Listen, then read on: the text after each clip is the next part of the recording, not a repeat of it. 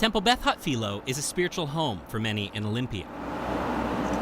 Now it has 2 more permanent residents. Maria Pablo Matias and her son are currently taking sanctuary here, living inside the temple to avoid the threat of deportation. Our spiritual ancestors were refugees as well, fleeing Egyptian slavery and moving to the Promised Land.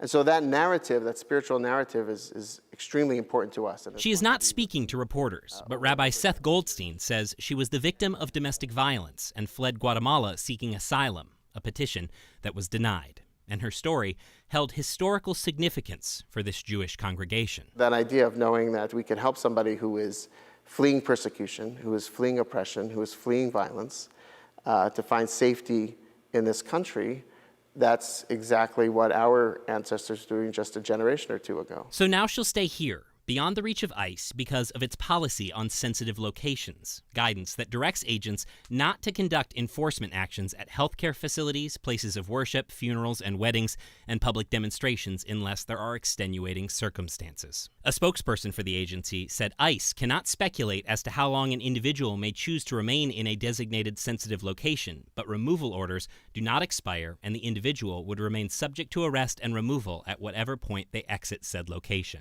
What would you say to people that would see someone entering sanctuary and say, there is a legal process in place, why doesn't this person follow it? You know? Yeah.